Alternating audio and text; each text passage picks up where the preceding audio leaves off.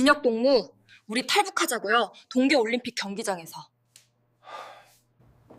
여기에서 그렇게 큰 소리로 말하면 어떡해? 네? 우린 들키면 사형이야. 2022년 베이징 동계올림픽 북한 대표팀 숙소에서 한 쌍의 부부가 사라졌습니다. 남편은 스피드 스케이팅 금메달리스트, 아내는 피겨스케이팅 국가대표, 북한 최고의 엘리트 운동선수들이었습니다. 메달이 뭐가 중요합니까? 우리는 그냥 사람으로 살고 싶었습니다. 그들이 버린 것은 명예와 부였습니다. 그들이 선택한 것은 자유였습니다. 오늘 그 위험한 선택의 전말을 공개합니다. 그의 이름은 박진혁 가명입니다. 올해 27살입니다. 북한 스피드 스케이팅 국가대표였습니다. 좋아요, 구독 눌러주세요. 다음 영상 제작에 큰 힘이 됩니다. 2018년 평창 동계올림픽에서 은메달을 땄습니다. 북한 전역에 그의 이름이 알려졌습니다. 저는 함경북도 청진에서 태어났습니다. 박진혁 씨가 담담한 목소리로 이야기를 시작합니다. 아버지는 탄광에서 일하셨어요. 어머니는 농장에서 일하셨고요. 그냥 평범한 노동자 집안이었습니다. 그가 스케이트를 처음 탄 건 8살 때였습니다. 학교 체육 선생님이 그의 재능을 알아봤습니다. 이 아이는 천재다라며 도 체육위원회에 추천했습니다. 그렇게 선수 생활이 시작됐습니다. 처음에는 정말 즐거웠어요. 박진혁 씨가 잠시 웃으며 말합니다. 얼음 위를 달리는 게 자유로웠거든요. 바람을 가르는 느낌이 좋았어요. 친구들과 경쟁하는 것도 재미있었고요. 하지만 10살에 평양체육대학 부속학교로 선발되면서 모든 게 달라졌습니다. 부모님과 떨어져서 기숙사에서 살게 됐어요. 하루에 10시간 넘게 훈련해야 했습니다. 성적이 안 나오면 기합을 받았어요. 체벌도 받았고요. 그의 목소리가 조금 떨립니다. 코치는 우리를 사람처럼 대하지 않았어요. 기계처럼 대했죠. 실수하면 얼굴을 때렸습니다. 기록이 안 나오면 밥을 안 줬어요. 매일같이 똑같은 말을 들었습니다. 너희는 조국의 명예를 짊어진 전사다. 약한 모습을 보이면 안 된다. 그렇게 10년을 훈련했습니다. 박진혁 씨는 북한 최고의 스피드 스케이터가 됐습니다. 17살에 전국체전에서 우승했습니다. 19살에 국가대표로 선발됐습니다. 20살에 세계 청소년 선수권에서 메달을 땄습니다. 2018년 평창 올림픽 출전이 결정됐습니다.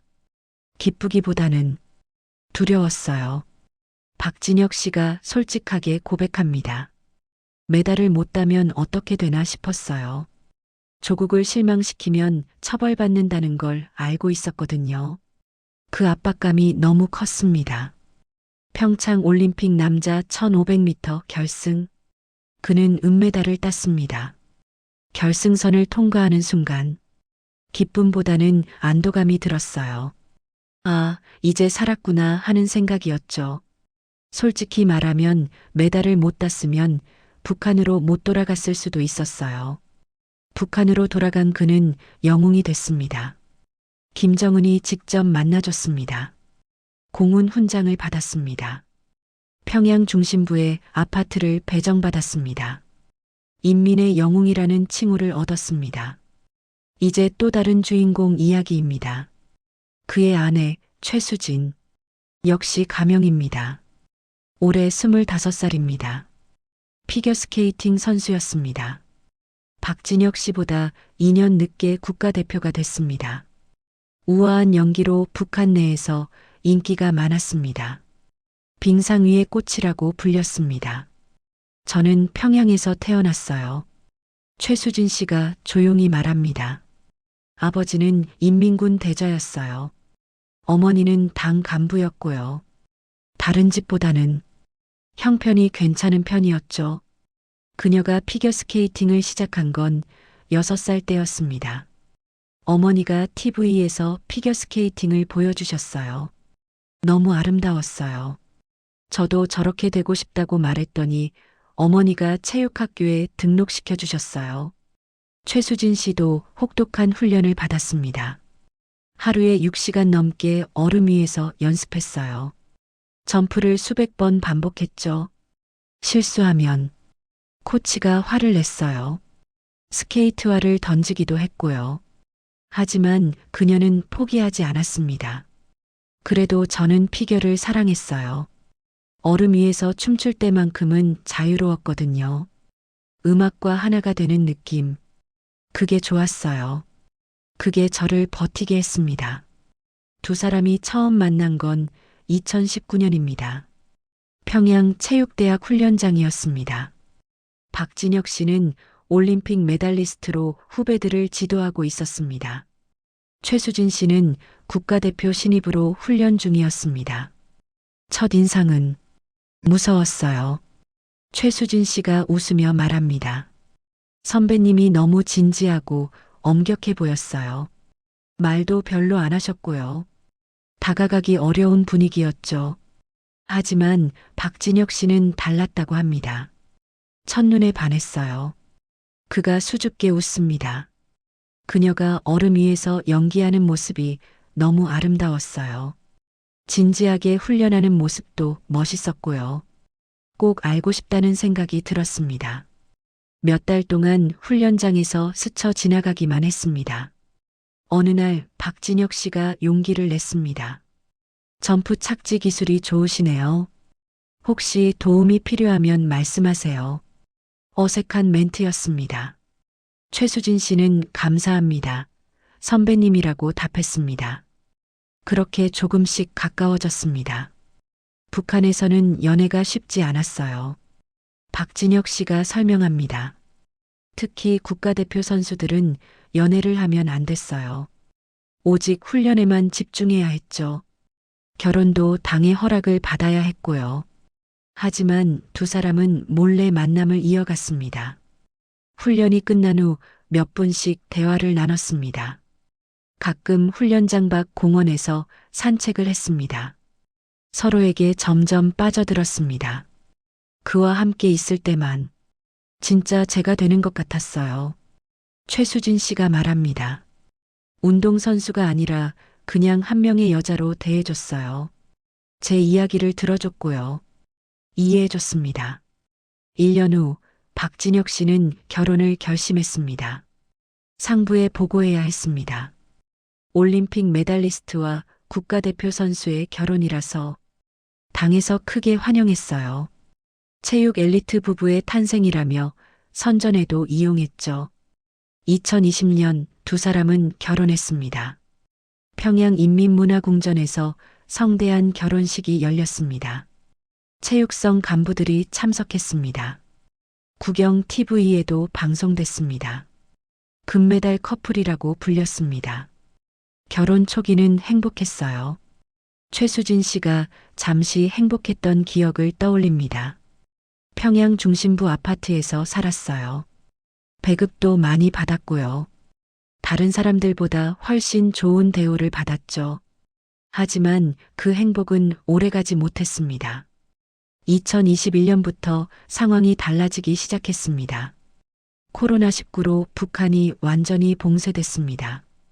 운동선수들의 삶도 바뀌었습니다. 통제가 더욱 심해졌습니다. 국제대회가 모두 취소됐어요. 박진혁 씨가 말합니다. 선수로서 경기에 나갈 수가 없었어요. 그저 훈련만 반복했죠. 출국도 할 수 없었고요. 외부와 완전히 단절됐습니다.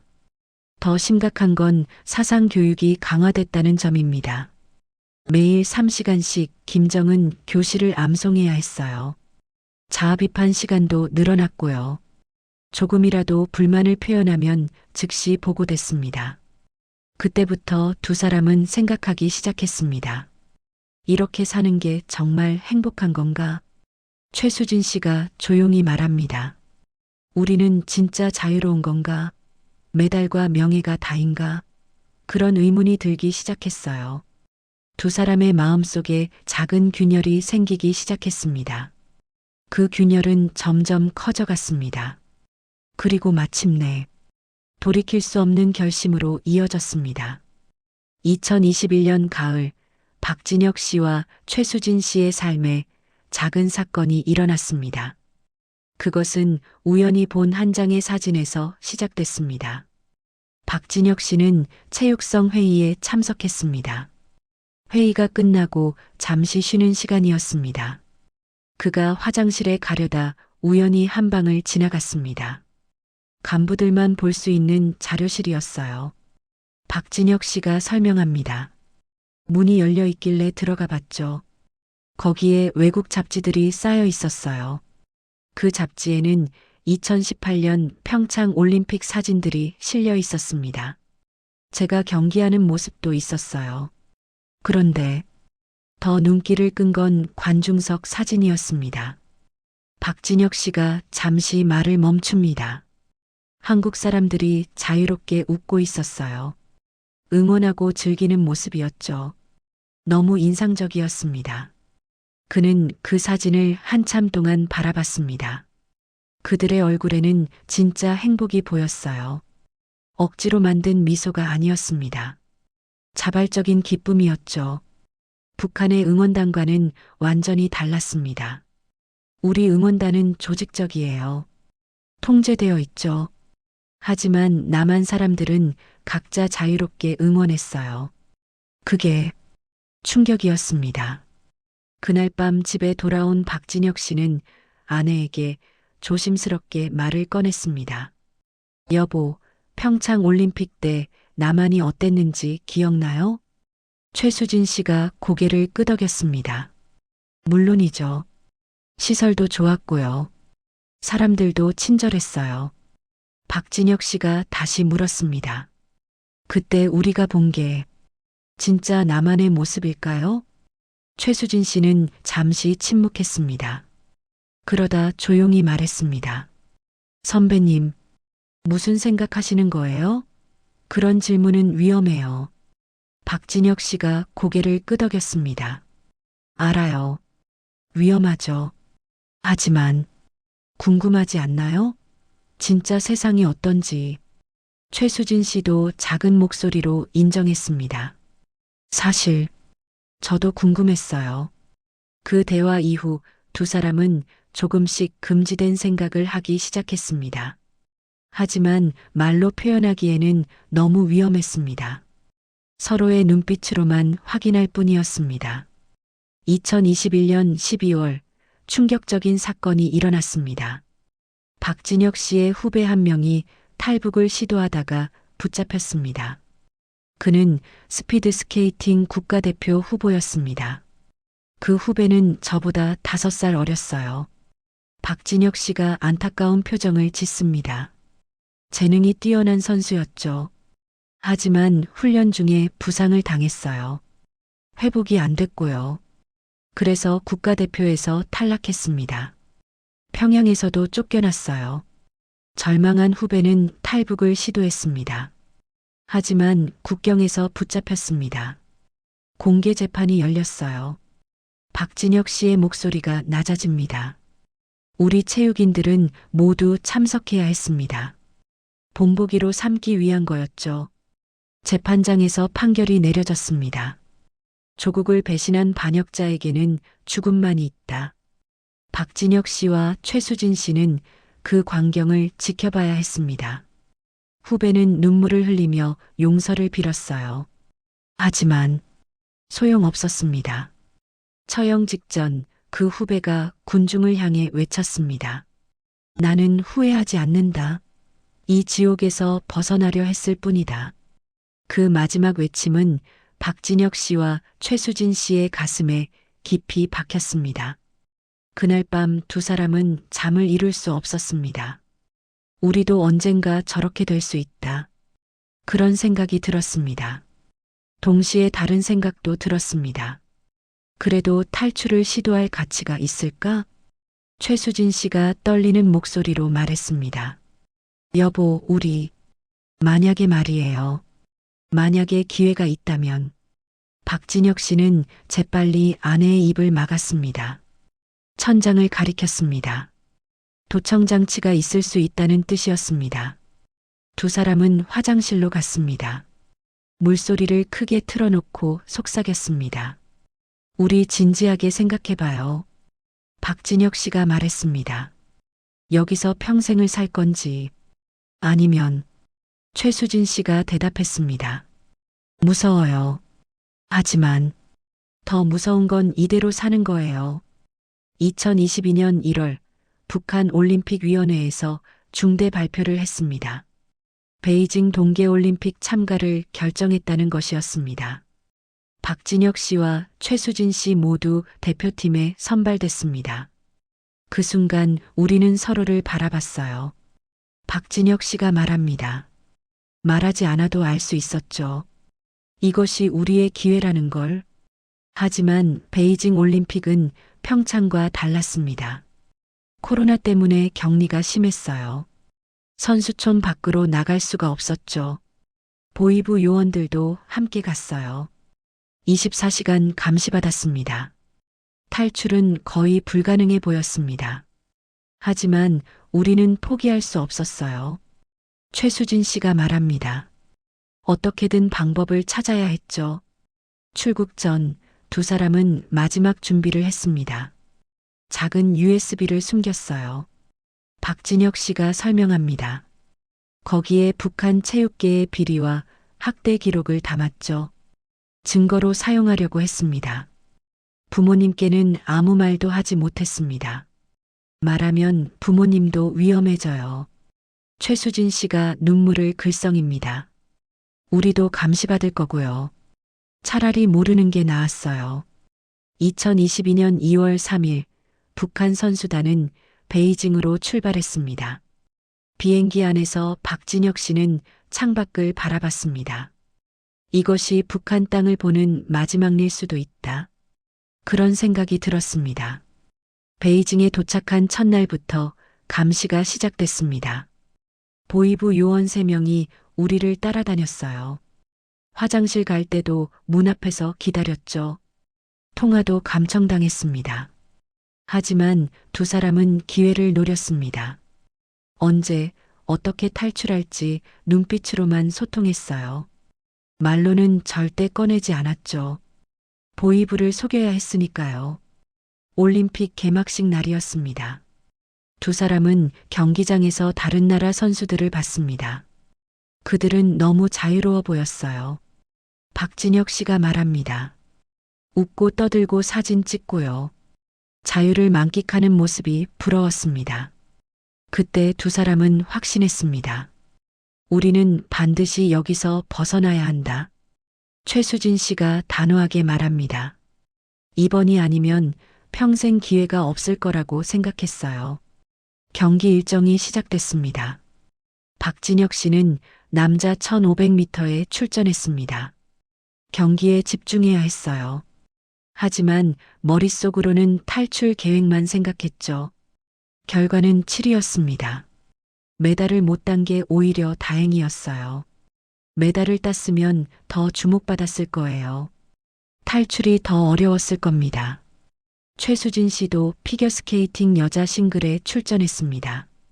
연기하는 동안 눈물이 났어요. 그녀가 말합니다.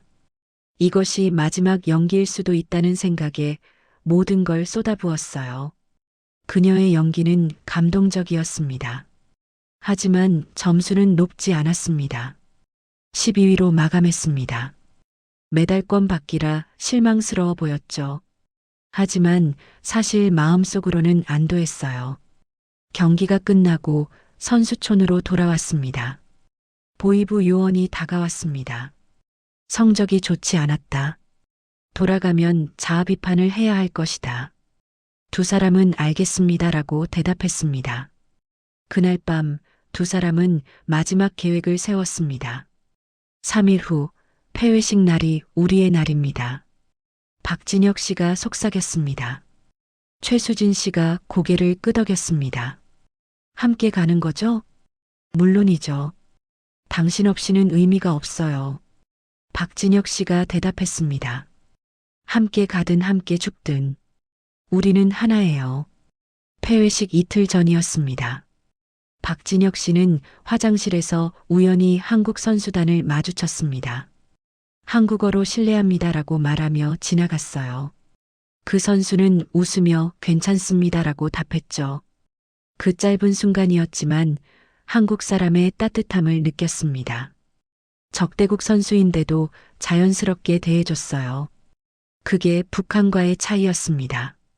폐회식 전날 밤 최수진 씨는 마지막 편지를 썼습니다. 부모님께 드리는 편지였습니다. 읽지는 못하시겠지만 그래도 쓰고 싶었어요. 편지에는 이렇게 적혀 있었습니다. 엄마, 아빠 미안해요. 불효녀를 용서해 주세요. 하지만 저는 사람답게 살고 싶었어요. 자유롭게 살고 싶었어요. 사랑해요. 그 편지는 침대 밑에 숨겼습니다. 나중에 누군가 발견하겠죠. 부모님께 전달될 수는 없겠지만 제 마음만은 남기고 싶었어요. 폐회식 날 아침이 밝았습니다. 두 사람은 평소처럼 행동했습니다. 아무렇지 않은 척 했어요. 보이부 요원에게 의심받지 않으려고 조심했죠. 마지막 아침 식사를 했습니다. 그날이 2022년 2월 20일이었어요. 최수진 씨가 말합니다.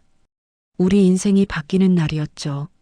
자유를 향한 첫걸음을 내딛는 날이었습니다. 드디어 폐회식이 시작됐습니다. 두 사람의 심장이 빠르게 뛰었습니다. 손에 땀이 났습니다. 이제 시작입니다.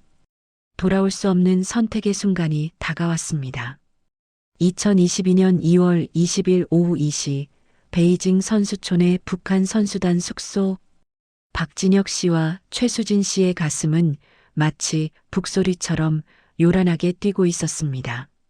폐회식은 저녁 8시에 시작될 예정이었고 선수단은 6시에 출발하기로 돼 있었기 때문에 이제 4시간밖에 남지 않았습니다.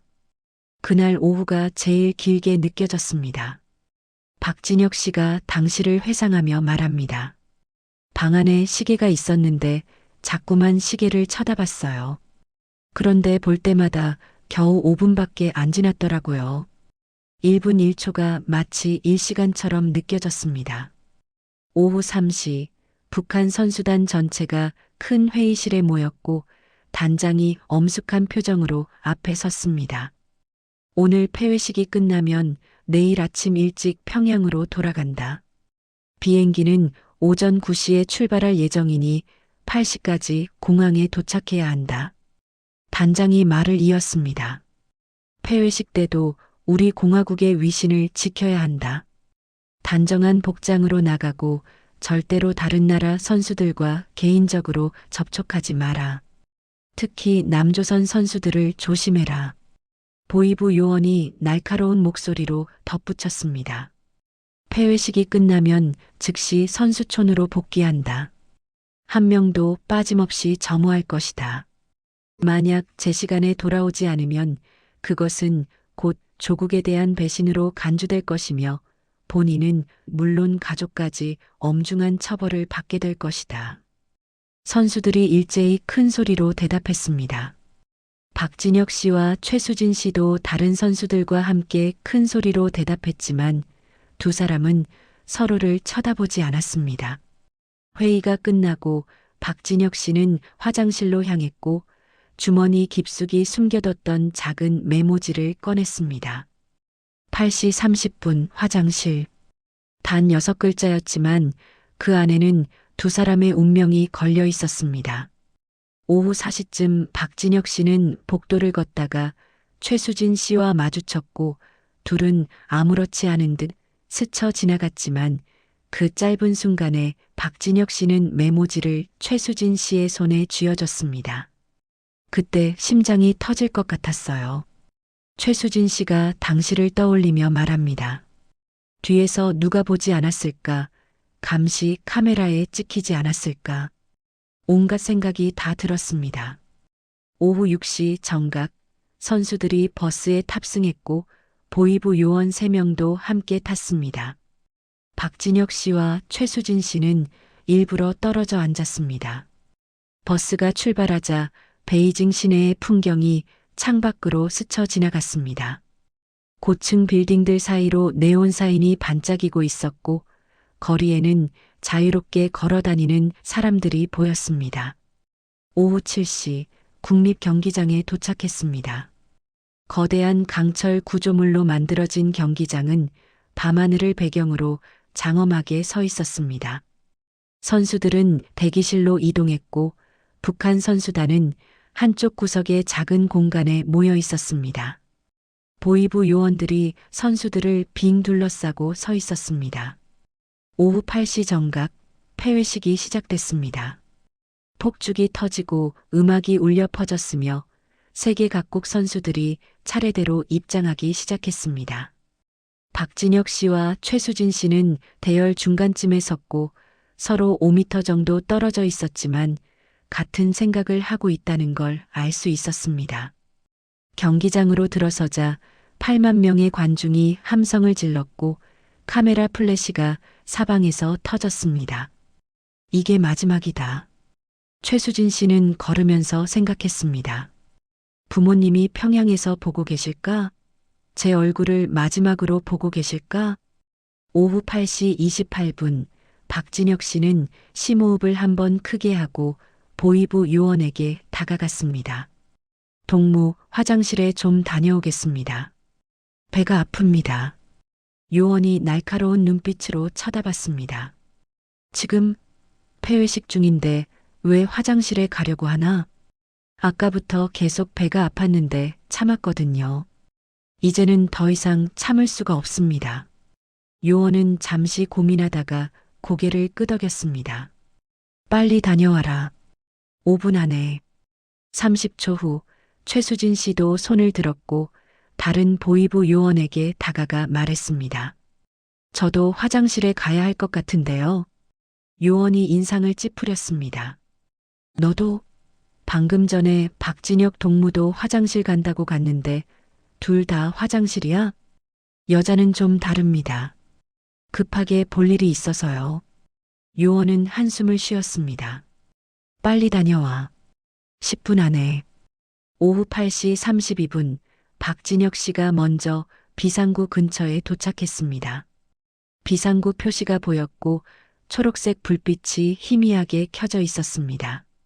33분 최수진 씨가 도착했고 두 사람의 눈이 마주치는 순간 말없이 서로를 이해했습니다. 지금이다. 박진혁 씨가 최수진 씨의 손을 잡았고 비상구 쪽으로 걸어갔습니다. 문을 열자 계단이 보였고 아래로 내려가는 계단이었습니다. 내려가요. 빨리요. 두 사람은 계단을 내려가기 시작했습니다. 한 층, 두 층, 세 층. 숨이 가빠졌지만 멈출 수 없었습니다. 지하 주차장에 도착했고 주차된 차들이 줄지어 서 있었습니다. 사람은 보이지 않았습니다. 이제부터가 진짜예요. 여기서부터는 정말 돌아갈 수 없어요. 최수진 씨가 떨리는 목소리로 말했습니다. 알아요. 각오했어요. 함께 가요. 어떤 일이 있어도 함께요. 두 사람은 주차장을 가로질러 출구를 찾았고 차단기 옆에 작은 연문을 발견했습니다. 문을 밀어보니 잠겨 있지 않았습니다. 문을 열자 밖이 보였고 베이징의 밤거리가 펼쳐져 있었습니다. 차들이 지나가고 사람들이 걸어가고 있었습니다. 나가요. 지금요. 두 사람은 손을 꽉 잡은 채 문을 나섰습니다. 찬바람이 얼굴을 스쳤고 이것이 자유의 공기였습니다. 우리 해냈어요. 아직 아니에요. 빨리 가야 해요. 곧 우리가 없는 걸 알아챌 거예요. 두 사람은 걷기 시작했습니다. 하지만 문제가 있었습니다. 북한 선수 복장이 너무 눈에 띄었습니다. 저기 편의점이 보여요. 들어가요. 편의점으로 들어가 간단한 옷을 샀습니다. 남자용 후드티 하나, 여자용 점퍼 하나, 그리고 모자 2개를 집었습니다. 화장실에서 옷을 갈아입고 북한 선수복은 쓰레기통에 버렸습니다. 새 옷을 입고 모자를 깊이 눌러 쓰자 평범한 중국인처럼 보였습니다. 오후 8시 50분쯤 박진혁 씨의 휴대전화가 울리기 시작했습니다. 단장 번호였습니다. 받지 않고 전화를 끄고 배터리를 빼냈습니다. 오후 9시 10분 택시를 잡아 탔습니다. 한국 대사관으로 가주세요. 박진혁 씨가 말했지만 기사는 중국어로 뭐라고 중얼거렸습니다. 의사소통이 되지 않았습니다. 10분쯤 달렸을 때 이상한 느낌이 들었습니다. 택시가 시내가 아니라 점점 외곽으로 향하고 있었습니다. 내려야 할 것 같아요. 급히 내려 30분을 걸었을 때 지하철역을 발견했습니다. 지하철역 안으로 들어갔지만 노선도가 모두 중국어였습니다. 젊은 여자가 지나가길래 박진혁 씨가 다가갔습니다. 혹시 한국 대사관 아세요? 어떻게 가야 하나요? 여자가 휴대전화를 꺼내 지도 앱을 보여주었습니다. 대사관 위치를 가리키며 설명했습니다. 10호선 타세요. 량마차오역에서 내리시고요. 감사합니다. 지하철 10호선을 찾아 탔고 량마차오역에 도착했습니다. 출구를 찾아 밖으로 나갔습니다. 저기요. 최수진 씨가 길 건너편을 가리켰습니다. 한 건물 옥상에 태극기가 펄럭이고 있었습니다. 대한민국 대사관이었습니다. 저기에요. 두 사람은 횡단보도를 건너 대사관 정문 앞에 도착했습니다. 높은 담장 너머로 건물이 보였고 철문이 굳게 닫혀 있었습니다. 박진혁 씨가 떨리는 손으로 인터폰 버튼을 눌렀습니다. 경비원이 화면에 나타났습니다. 저희는 북한에서 왔습니다. 탈북했습니다. 도와주세요. 경비원이 놀란 표정을 지었습니다. 잠시만 기다리세요. 2분이 지났고 그 2분이 이 시간처럼 느껴졌습니다. 철문이 천천히 열렸고 정장 차림의 한국 남자가 나왔습니다. 신원을 확인해야 합니다. 여권이나 신분증이 있으십니까? 여권은 북한 단장이 보관하고 있습니다. 하지만 증명할 수 있습니다. 저는 박진혁입니다. 2018년 평창 올림픽 스피드 스케이팅 은메달리스트입니다. 직원은 휴대전화를 꺼내 빠르게 검색했습니다. 박진혁의 사진들이 나왔고 얼굴을 대조해 보더니 고개를 끄덕였습니다. 확인됐습니다. 빨리 들어오세요. 철문 안으로 들어가자 문이 쿵 하고 닫혔고 그 순간 최수진 씨는 주저앉아 울음을 터뜨렸습니다. 우리 해냈어요. 박진혁 씨도 무릎을 꿇고 아내를 끌어안았습니다. 안전합니다. 이제 안전해요. 대한민국에 오신 걸 환영합니다. 오후 10시 35분 두 사람은 대한민국 땅이나 다름없는 곳에 서 있었습니다. 2022년 2월 20일 오후 10시 40분 박진혁 씨와 최수진 씨는 대한민국 대사관 직원의 안내를 받아 건물 안으로 들어갔습니다. 복도를 지나며 두 사람은 주위를 둘러봤습니다. 벽에는 태극기가 걸려 있었고 한글로 된 안내문들이 보였습니다. 28년간 북한에서 살았던 두 사람에게 이곳은 마치 다른 세상 같았습니다. 작은 회의실로 안내됐고 테이블 위에는 따뜻한 차와 샌드위치가 준비되어 있었습니다. 일단 편하게 앉으시고 드세요. 많이 놀라셨을 텐데 천천히 드시면서 마음을 진정시키세요. 영사가 부드러운 미소를 지으며 말했습니다. 박진혁 씨는 샌드위치를 집어들었지만 손이 너무 떨려서 제대로 먹을 수가 없었습니다. 몇 시간 동안 긴장과 공포 속에서 베이징 거리를 헤맸기 때문에 배는 고팠지만 목구멍으로 음식이 넘어가지 않았습니다. 10분 정도 지나자 참사관과 보안 담당자가 회의실로 들어왔고 본격적인 신원 확인이 시작됐습니다. 지금부터 몇 가지 여쭤볼 게 있습니다. 정확하게 답변해 주시면 됩니다. 박진혁입니다. 1995년 3월 12일생이고 함경북도 청진 출신입니다. 최수진입니다. 1997년 7월 8일생이고 평양 출신입니다. 직업은 무엇이셨습니까? 저는 스피드 스케이팅 국가대표 선수였습니다. 2018년 평창 동계올림픽에서 남자 1500m 은메달을 땄고 그 후로 계속 국가대표로 활동했습니다. 저는 피겨스케이팅 선수였습니다. 2019년에 국가대표가 됐고 이번 베이징 올림픽이 첫 올림픽 출전이었습니다. 참사관은 인터넷 검색을 해서 박진혁의 사진들을 확인했습니다. 시상대에서 은메달을 목에 건 모습, 경기 중인 모습이 모두 나타났습니다. 확인됐습니다. 틀림없이 박진혁 선수님 맞으시군요. 탈북을 결심하신 이유가 무엇입니까? 박진혁 씨는 잠시 침묵했고 천천히 입을 열었습니다. 자유롭게 살고 싶었습니다. 북한에서는 우리는 사람이 아니었습니다. 국가의 도구였고 선전의 수단이었으며 메달을 따는 기계에 불과했습니다. 그의 목소리에는 오랜 세월 동안 쌓인 고통이 묻어났습니다. 매일 감시를 받았습니다. 훈련장에서도 숙소에서도 심지어 화장실에서조차 자유롭지 못했어요. 생각마저 통제당했습니다. 조금이라도 불만스러운 표정을 지으면 자아 비판을 해야 했고 성적이 안 나오면 체벌을 받았습니다. 최수진 씨가 덧붙였습니다. 저희는 결혼한 부부인데도 마음대로 만날 수가 없었어요. 훈련 일정이 다르면 몇 주씩 못 보기도 했고 전화 통화도 감청당했으며 편지도 검열당했습니다. 제 인생의 모든 것이 제 것이 아니었습니다. 참사관이 심각한 표정으로 다음 질문을 했습니다. 북한 측에서 압박이 들어올 겁니다. 두 분을 돌려보내라고 요구할 것이고 중국 정부에도 압력을 넣을 겁니다. 그리고 북한에 계신 가족분들이 처벌받을 가능성이 매우 높습니다. 각오는 되어 계십니까? 박진혁 씨의 얼굴이 창백해졌고 최수진 씨는 눈물이 주르륵 흘러내렸습니다.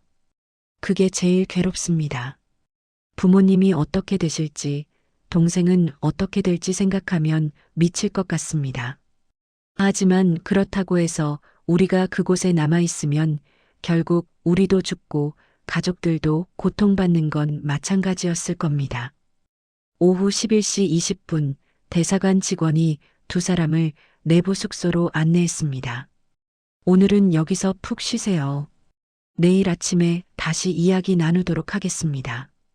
문이 닫히고 두 사람만 남았을 때 최수진 씨는 침대에 주저앉았습니다. 우리 정말 여기까지 왔어요. 꿈이 아니에요? 박진혁 씨는 아내를 꽉 안아주면서 말했습니다. 울어요. 실컷 우세요. 이제는 안전해요. 아무도 우리를 해치지 못해요. 두 사람은 그렇게 한참을 울었습니다. 자정이 넘어서야 겨우 잠이 들었지만 깊은 잠은 아니었습니다. 박진혁 씨는 밤새 몇 번이고 깨어났고 악몽을 꾸었습니다. 새벽 6시에 완전히 잠에서 깨어났을 때 박진혁 씨는 창문으로 다가가 밖을 내다봤습니다. 베이징의 아침 해가 천천히 떠오르고 있었습니다. 자유로운 아침이구나. 오전 8시가 되자 직원이 아침 식사를 가져다 주었습니다. 쟁반 위에는 하얀 쌀밥, 김치, 된장찌개, 계란말이가 놓여 있었습니다. 한국 음식이에요. 최수진 씨가 감격해서 소리쳤습니다. 평창 올림픽 때 먹어봤던 그 맛이에요. 오전 9시에 대사관 전체에 긴급 회의가 소집됐습니다. 대사를 비롯해 참사관, 영사, 보안 담당자들이 모두 모였고 서울 외교부 본부와도 화상으로 연결됐습니다. 상황이 예상보다 심각합니다. 대사가 엄숙한 표정으로 입을 열었습니다. 어젯밤 11시경 북한 대사관에서 중국 외교부에 긴급 연락을 했습니다. 북한 올림픽 선수단 소속 선수 2명이 실종됐다며 중국 공안에 즉각 수색을 요청했다고 합니다. 참사관이 덧붙였습니다. 중국 공안도 이미 움직이기 시작했습니다. 베이징 시내 전역의 폐쇄회로 텔레비전 영상을 분석 중이고 공항과 기차역에도 경계령이 내려졌습니다. 다행히 아직 두 분이 우리 대사관에 있다는 사실은 모르는 것 같지만 시간 문제입니다. 서울 본부에서 외교부 차관의 목소리가 들렸습니다. 최대한 빨리 두 분을 한국으로 데려와야 합니다. 오늘 안으로 출국시킬 수 있습니까? 대사가 난처한 표정으로 고개를 저었습니다. 쉽지 않습니다. 중국 정부의 공식적인 출국 허가가 필요한데 여건도 없는 상황입니다. 북한이 이미 수색을 요청한 상태라 중국 측이 협조해 줄지 불투명합니다. 임시 여행 증명서를 긴급 발급하세요. 그리고 중국 외교부 고위급과 직접 접촉해서 인도주의적 차원에서 출국을 허가해달라고 강력히 요청하세요. 회의가 끝나자 대사관이 전시 상황처럼 바빠지기 시작했습니다. 오전 10시에 박진혁 씨와 최수진 씨는 여권 사진을 찍었습니다. 이제 곧 대한민국 국민이 되시는 겁니다. 여기 서류에 서명해 주세요. 박진혁 씨는 떨리는 손으로 펜을 잡고 자신의 이름을 썼고 최수진 씨도 서명했습니다. 그 순간 두 사람은 법적으로 대한민국 국민이 됐습니다. 오전 11시 30분 대사가 직접 중국 외교부 고위급 관리에게 전화를 걸었습니다.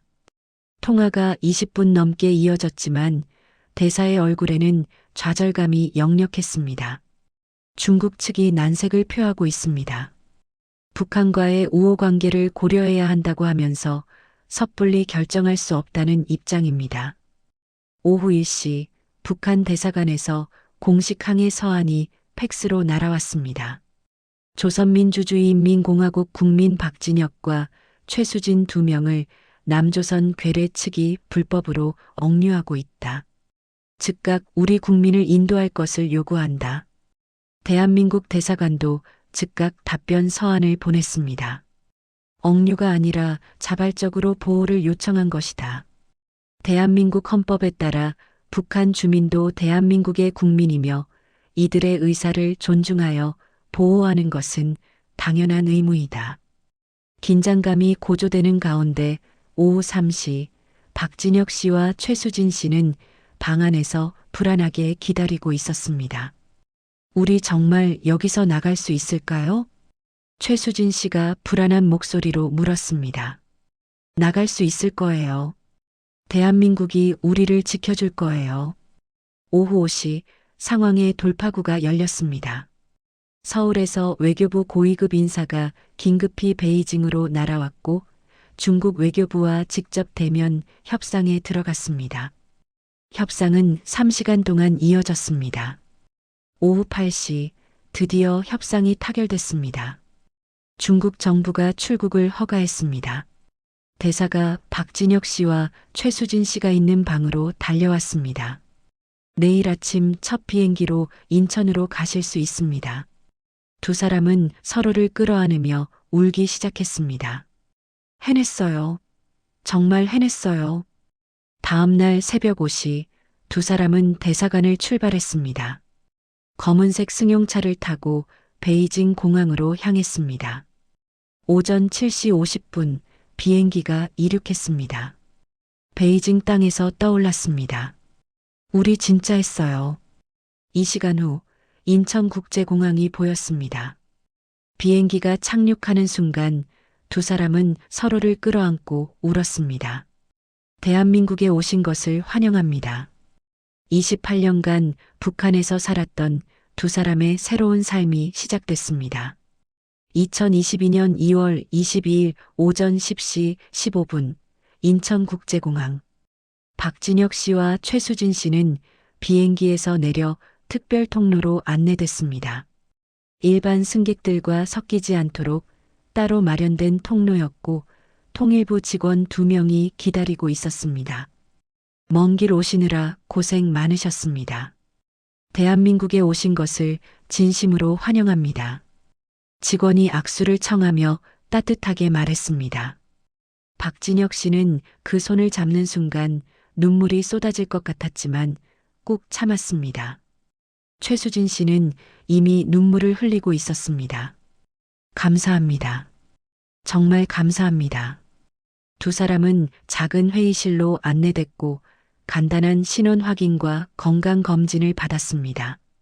의사가 혈압을 재고 체온을 재고 기본적인 건강 상태를 확인했습니다. 영양 상태가 좋지 않으시네요. 체중도 정상보다 많이 부족하고요. 하지만 큰 문제는 없습니다.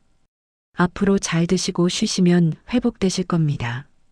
오후 12시 두 사람은 통일부 차량을 타고 경기도 안성에 있는 북한 이탈 주민정착지원사무소 일명 하나원으로 향했습니다. 차창 밖으로 펼쳐지는 풍경에 두 사람은 입을 다물지 못했습니다.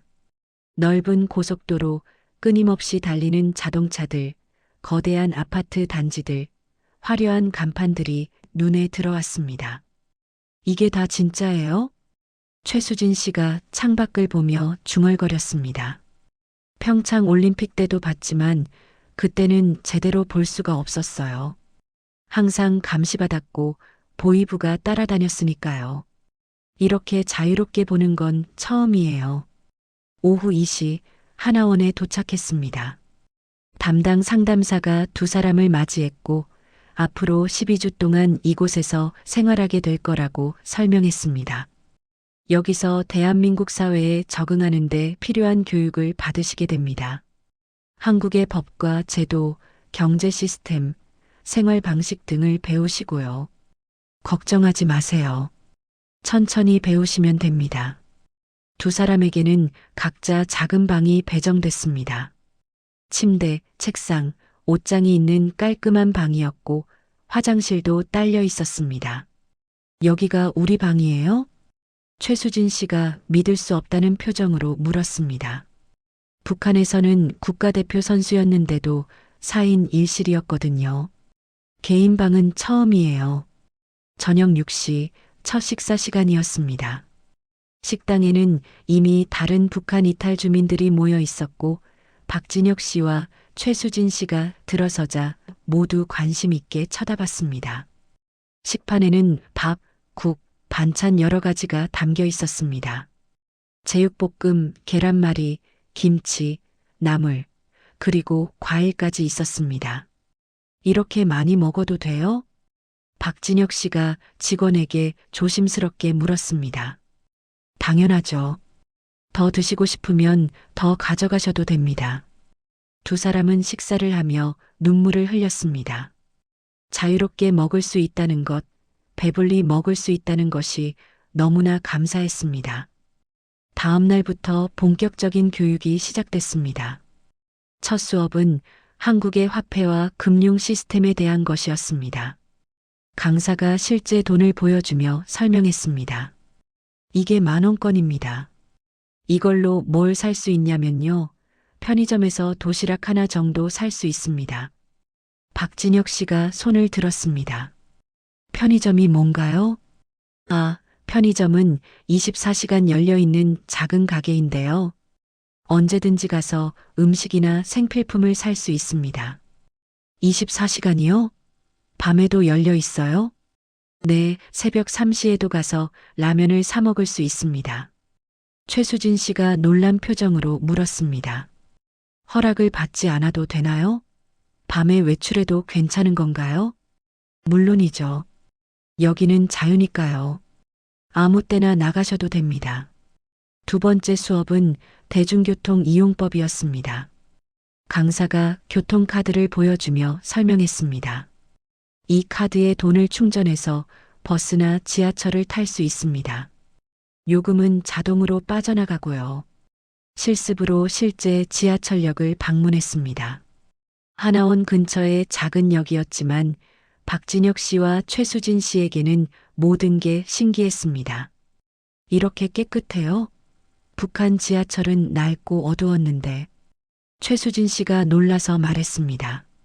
개찰구를 통과하는 것도 신기했고 에스컬레이터를 타는 것도 처음이었으며 전동차가 들어올 때 자동으로 열리는 스크린 도어를 보고는 감탄했습니다. 세 번째 주가 되자 마트 견학이 있었습니다. 대형마트에 들어선 순간 두 사람은 그 자리에 멈춰 섰습니다. 끝없이 펼쳐진 진열대, 수천 가지의 상품들, 쌓여있는 과일과 채소들, 정육 코너의 고기들이 눈앞에 펼쳐졌습니다. 이게 다 진짜예요? 살 수 있는 거예요? 박진혁 씨가 떨리는 목소리로 물었습니다. 네, 돈만 있으면 다 살 수 있습니다. 배급표 같은 거 없어도요? 그런 거 없습니다. 원하는 만큼 사시면 됩니다. 최수진 씨는 과일 코너 앞에서 한참을 서 있었습니다. 사과, 배, 포도, 딸기, 바나나, 오렌지가 산더미처럼 쌓여 있었습니다. 북한에서는 과일을 1년에 한두 번밖에 못 먹었어요. 그것도 명절 때나 특별 배급으로 조금씩만요. 이렇게 많은 과일을 한 번에 본 건 처음이에요. 강사가 사과 하나를 집어주었습니다. 드셔보세요. 최수진 씨는 사과를 받아들고 한참을 바라보다가 한 입 베어 물었습니다. 달콤한 과즙이 입안에 퍼졌고 눈물이 주르륵 흘러내렸습니다. 왜 우세요? 행복해서요. 이렇게 자유롭게 과일을 먹을 수 있다는 게 너무 행복해서요. 네 번째 주에는 휴대전화 사용법을 배웠습니다. 각자에게 스마트폰이 지급됐고 사용법을 익히기 시작했습니다. 이걸로 전화도 하고 인터넷도 하고 사진도 찍고 영상도 볼 수 있습니다. 박진혁 씨는 스마트폰을 손에 쥐고 신기해했습니다. 북한에서는 간부들만 휴대전화를 쓸 수 있었어요. 그것도 통화만 되는 아주 낡은 거였고 감청당했죠. 이런 건 꿈도 못 꿨어요. 인터넷 검색을 배우는 시간이 왔습니다. 강사가 네이버를 켜서 보여줬습니다. 여기에 궁금한 거 아무거나 검색해 보세요. 박진혁 씨가 조심스럽게 자기 이름을 쳤습니다. 박진혁 스피드 스케이팅이라고 검색하자 수많은 기사와 사진이 나왔습니다. 이게 다 저에 대한 거예요? 네, 2018년 평창 올림픽 은메달리스트시잖아요. 한국에서도 유명하셨어요. 박진혁 씨는 기사들을 하나하나 읽어 내려갔습니다. 자신이 경기하는 모습, 시상대에 서 있는 모습이 사진으로 남아 있었습니다. 여섯 번째 주가 되자 개인 상담 시간이 있었습니다. 상담사가 박진혁 씨와 최수진 씨를 따로 만났습니다. 적응은 잘하고 계세요? 네, 모든 게 신기하고 감사합니다. 박진혁 씨가 대답했습니다. 하지만 가끔 불안해요. 이게 꿈은 아닐까, 언젠가 깨어나면 다시 북한으로 돌아가 있는 건 아닐까 하는 생각이 들 때가 있습니다. 그건 당연한 겁니다. 트라우마예요. 시간이 지나면 좋아질 겁니다. 그리고 북한에 계신 가족들이 너무 걱정됩니다. 부모님과 동생이 어떻게 되셨을지. 박진혁 씨의 목소리가 떨렸습니다. 북한 소식을 들을 방법이 있나요? 쉽지 않습니다. 하지만 몇 달 후에 중국이나 제3국을 통해 소식을 알아볼 수는 있습니다. 지금은 일단 여기 적응하는 데 집중하세요. 10번째 주가 되자 취업 준비 교육이 시작됐습니다. 이력서 쓰는 법, 면접 보는 법을 배웠습니다. 두 분은 운동선수 경력이 있으시니까 체육 관련 일을 하실 수도 있고요. 아니면 완전히 새로운 분야에 도전하셔도 됩니다. 박진혁 씨가 말했습니다. 저는 코치를 하고 싶습니다. 한국 아이들에게 스케이트를 가르쳐 주고 싶어요. 북한에서처럼 강압적으로가 아니라 즐겁게 가르쳐 주고 싶습니다. 최수진 씨도 말했습니다. 저도 피겨스케이팅을 가르치고 싶어요.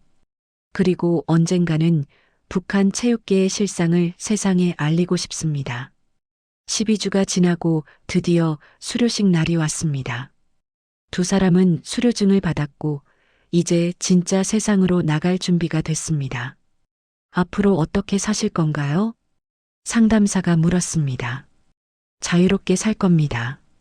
박진혁 씨가 대답했습니다. 메달을 따기 위해서가 아니라 행복하기 위해 살 겁니다. 그게 저희가 탈북한 이유니까요. 2022년 5월 박진혁 씨와 최수진 씨는 하나원을 수료하고 서울 근교의 작은 아파트로 이사했습니다. 정부 지원금으로 전세 계약을 했고 방 2개의 거실과 주방이 딸린 아파트였습니다. 북한에서는 상상도 못했던 공간이었습니다. 우리 집이에요. 정말 우리 집이에요. 최수진 씨가 빈 거실에 서서 말했습니다. 감시 카메라도 없고 도청 장치도 없고 아무도 우리를 감시하지 않아요. 이게 진짜 우리만의 공간이에요. 가구를 하나씩 장만하기 시작했습니다. 침대, 식탁, 소파, 냉장고를 샀고 집이 조금씩 채워졌습니다. 박진혁 씨는 근처 빙상장에 취업했습니다. 청소년 스케이트 교실 코치로 일하게 됐고 월급은 많지 않았지만 자유롭게 일할 수 있다는 것만으로도 감사했습니다. 애들아, 오늘은 기본 자세를 배워볼 거야. 첫 수업 날 박진혁 씨는 아이들 앞에 섰습니다. 초등학생 10명이 그를 올려다봤습니다. 선생님은 북한에서 오셨어요? 한 아이가 물었습니다. 응, 그래.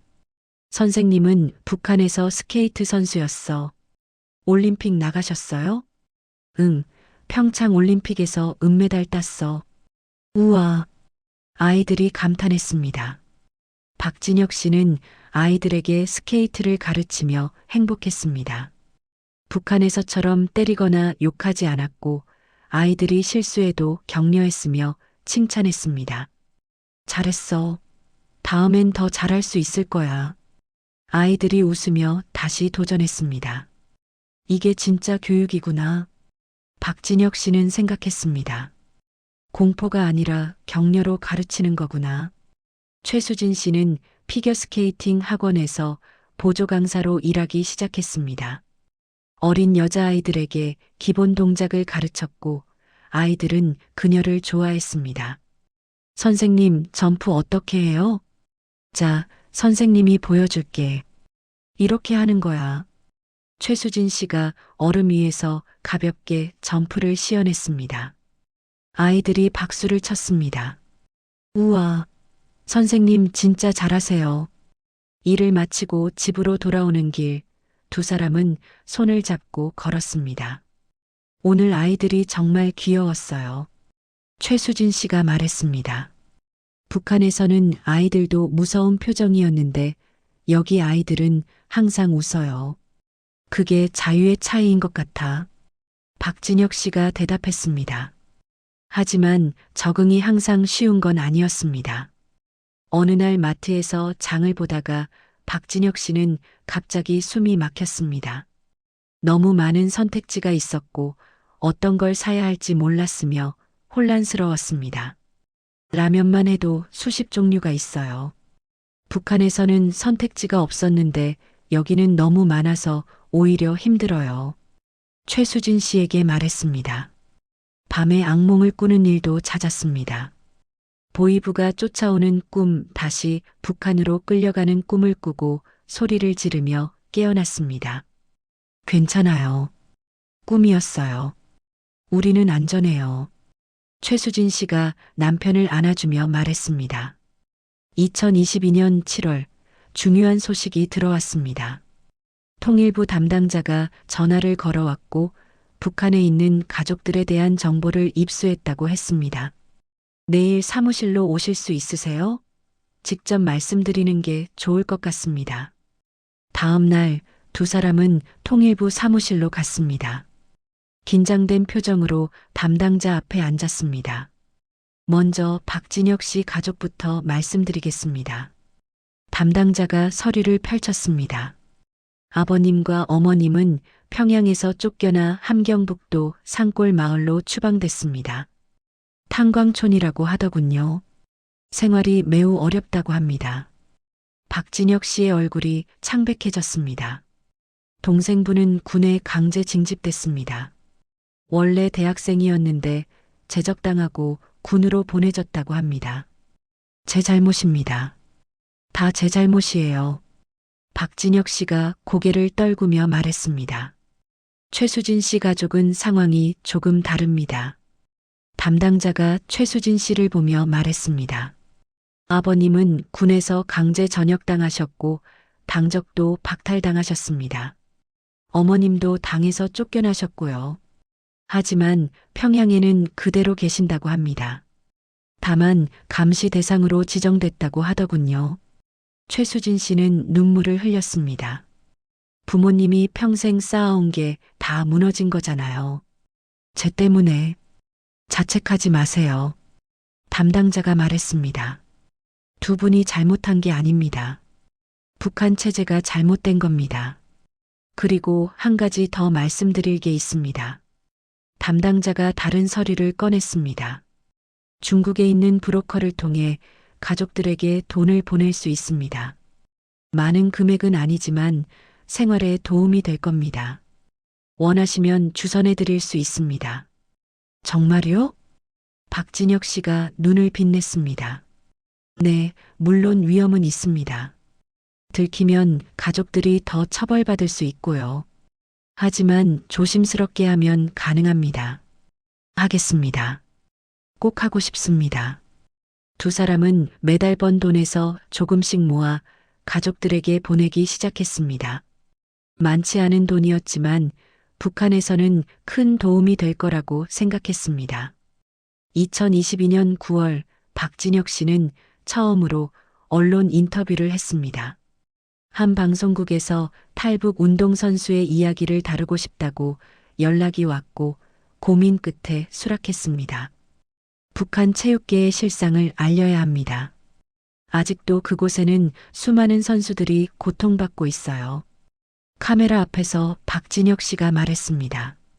저는 올림픽 메달리스트였지만 행복하지 않았습니다. 매일 감시받았고 통제당했으며 인간이 아니라 도구였습니다.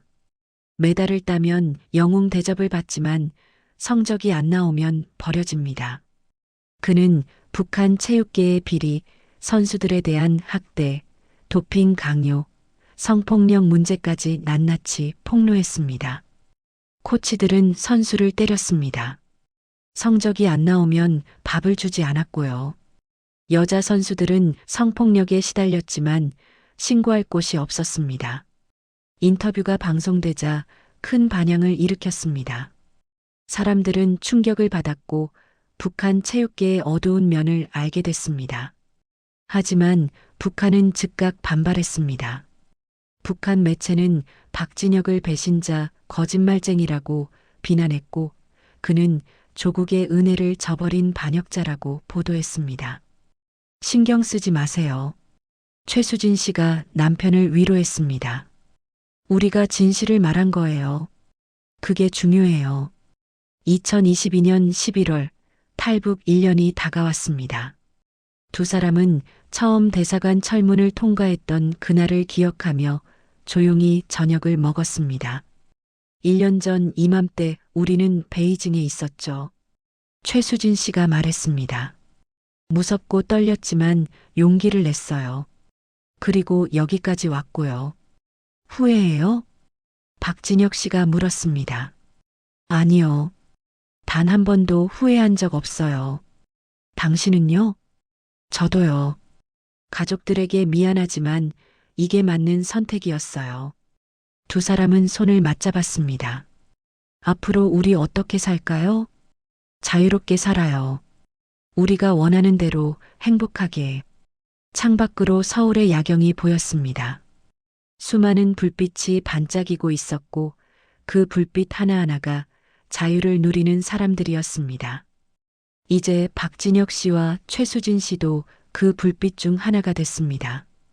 2023년 2월 탈북 1년이 지났습니다. 박진혁 씨와 최수진 씨는 서울 시내의 한 강연장에 서 있었습니다. 북한 인권단체가 주최한 탈북민 간담회였고 200여 명의 청중이 그들의 이야기를 듣기 위해 모였습니다. 저는 북한에서 올림픽 메달리스트였습니다. 박진혁 씨가 마이크를 잡고 말을 시작했습니다. 은메달을 목에 걸었을 때 저는 기뻤습니다. 하지만 동시에 두려웠습니다. 메달을 지키지 못하면 어떻게 될까? 다음 올림픽에서 실패하면 어떻게 될까 하는 공포가 있었습니다. 청중들이 조용히 귀를 기울였습니다. 북한에서 운동선수는 국가의 소유물입니다. 우리는 선택권이 없었습니다. 언제 훈련할지, 무엇을 먹을지, 누구를 만날지 모두 국가가 정했습니다. 심지어 언제 결혼할지도 허락을 받아야 했습니다. 그는 잠시 말을 멈추고 청중을 둘러봤습니다. 제가 메달보다 선택한 것은 자유입니다. 제 의지로 살 수 있는 권리입니다. 그게 바로 우리가 목숨을 걸고 탈북한 이유입니다. 최수진 씨가 마이크를 이어받았습니다. 저는 피겨스케이팅 선수였습니다. 어릴 때부터 얼음 위에서 춤추는 게 좋았습니다. 하지만 북한에서는 그 꿈마저 국가의 것이었습니다. 그녀의 목소리가 떨렸습니다. 코치는 저를 때렸습니다. 점프를 실패하면 뺨을 때렸고 연습을 제대로 못하면 밥을 주지 않았습니다. 저는 피겨스케이팅을 사랑했지만 동시에 두려워했습니다. 청중 중 몇몇이 눈물을 닦았습니다. 한국에 와서 처음으로 알았습니다. 운동은 즐거운 거라는 걸요. 아이들이 웃으며 스케이트를 타는 걸 보면서 깨달았습니다. 이게 진짜구나. 이게 운동이 본래 모습이구나 하고요. 강연이 끝나고 질문 시간이 있었습니다. 한 대학생이 손을 들었습니다. 북한에 계신 가족분들은 어떻게 되셨나요? 박진혁 씨가 깊게 숨을 쉬었습니다. 부모님은 평양에서 쫓겨나 함경북도 산골로 추방됐습니다. 동생은 군에 강제 징집됐고요. 제 아내의 부모님도 모든 직위를 잃으셨습니다. 그의 목소리가 낮아졌습니다. 매일 그 생각을 합니다. 제 선택 때문에 가족들이 고통받고 있다는 걸요. 하지만 제가 북한에 남았다면 결국 저도 가족도 모두 고통받았을 겁니다. 언젠가는 숙청당했을 테니까요. 또 다른 청중이 물었습니다. 앞으로 계획이 어떻게 되세요? 최수진 씨가 대답했습니다. 저희는 계속 북한의 실상을 알릴 겁니다. 아직도 그곳에는 수많은 사람들이 고통받고 있으니까요. 그리고 언젠가 북한이 변하면 돌아가서 가족을 만나고 싶습니다. 2023년 6월 중요한 결정을 내렸습니다. 박진혁 씨는 대학교 체육교육과에 입학했습니다. 정식 체육교사가 되기 위해서였고 야간 수업을 들으며 공부를 시작했습니다. 30살의 대학생이 되다니 신기해요. 그가 웃으며 말했습니다. 북한에서는 상상도 못했던 일이에요. 나이가 많다고 공부를 포기하는 게 아니라 언제든 다시 시작할 수 있다는 게 놀라워요. 최수진 씨는 피겨스케이팅 지도자 자격증을 땄습니다.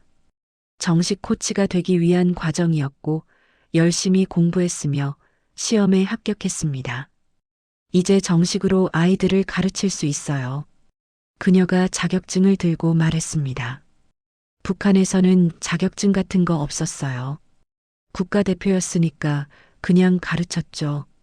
하지만 여기서는 제대로 배우고 자격을 갖춰야 한다는 게 좋아요. 2023년 9월 두 사람은 작은 스케이트 교실을 열었습니다. 정부 지원금과 그동안 모은 돈으로 작은 공간을 임대했고 주말마다 아이들을 가르치기 시작했습니다. 우리 교실의 원칙은 단 하나예요. 박진혁 씨가 첫 수업에서 말했습니다. 즐겁게 배우는 거예요. 여기서는 아무도 때리지 않고 아무도 욕하지 않아요. 실수해도 괜찮아요. 다시 하면 되니까요. 아이들이 환하게 웃었습니다. 그리고 메달이 목표가 아니에요. 스케이트를 사랑하는 게 목표예요. 최수진 씨가 덧붙였습니다. 교실은 입소문을 타고 점점 학생이 늘어났습니다. 북한 출신 코치라는 특별함도 있었지만 무엇보다 아이들을 진심으로 아끼는 두 사람의 마음이 통했기 때문입니다. 2023년 12월 특별한 손님이 찾아왔습니다. 국제올림픽위원회 관계자였고 박진혁 씨와 최수진 씨의 이야기를 듣고 찾아왔다고 했습니다. 두 분의 용기에 감동받았습니다. 내년 파리 올림픽 개막식에 두 분을 초청하고 싶습니다. 자유를 위해 싸운 운동선수의 상징으로요. 박진혁 씨와 최수진 씨는 서로를 바라봤습니다. 가고 싶어요? 박진혁 씨가 아내에게 물었습니다. 가요. 이번에는 자유인으로 가는 거잖아요. 2024년 2월 탈북 2년이 됐습니다. 두 사람은 베이징 대사관 앞에서 탈출했던 그날을 기억하며 조용히 대화를 나눴습니다. 2년 전 오늘 우리는 폐회식장을 빠져나왔죠. 최수진 씨가 말했습니다. 무서웠지만 용기를 냈어요. 그리고 여기까지 왔고요. 잘한 선택이었나요? 박진혁 씨가 물었습니다. 물론이죠. 매일 감사해요. 자유롭게 숨 쉴 수 있다는 것, 원하는 걸 할 수 있다는 것, 두려움 없이 살 수 있다는 것 모두요. 가족들에게는 미안하지만요. 언젠가 만날 수 있을 거예요. 북한도 언젠가는 변할 거고 그때 가족들을 만날 수 있을 거예요. 두 사람은 창밖을 바라봤습니다. 눈이 내리고 있었고 서울의 거리는 하얗게 물들어가고 있었습니다. 우리 아이 가져요. 최수진 씨가 갑자기 말했습니다. 정말요? 네, 이제 준비된 것 같아요. 자유로운 나라에서 아이를 키우고 싶어요. 북한에서처럼 국가의 허락을 받지 않고 우리가 원해서 낳는 아이요. 박진혁 씨가 아내를 꽉 안아줬습니다. 좋아요. 그렇게 해요. 2024년 여름 파리 올림픽 개막식. 박진혁 씨와 최수진 씨는 스타드 드 프랑스 경기장에 서 있었습니다. 이번에는 선수가 아니라 특별 게스트로 초청받았습니다. 자유를 위해 모든 것을 버린 두 운동선수를 소개합니다. 아나운서의 목소리가 경기장에 울려 퍼졌습니다. 북한 올림픽 메달리스트였지만 메달보다 자유를 선택한 박진혁 씨와 최수진 씨입니다. 8만 명의 관중이 기립박수를 보냈습니다. 두 사람은 손을 잡고 경기장을 한 바퀴 돌았습니다. 2년 전 베이징에서 도망쳤던 두 사람이 이제는 자유의 상징으로 올림픽 무대에 섰습니다. 우리 해냈어요. 최수진 씨가 눈물을 흘리며 말했습니다. 정말 해냈어요. 관중석 어딘가에서 태극기가 흔들렸습니다. 한국에서 온 응원단이었습니다. 대한민국 함성이 들렸고 박진혁 씨와 최수진 씨는 그쪽을 향해 손을 흔들었습니다. 이제 그들은 대한민국 국민이었습니다. 자유인이었습니다. 메달보다 소중한 것을 얻었습니다. 바로 자신의 삶을 선택할 권리였습니다. 앞으로 우리 어떻게 살까요? 경기장을 나오며 최수진 씨가 물었습니다. 행복하게 살아요. 우리가 원하는 대로 자유롭게, 그리고 언젠가 북한에 있는 사람들도 우리처럼 자유를 누릴 수 있도록 계속 목소리를 낼 거예요.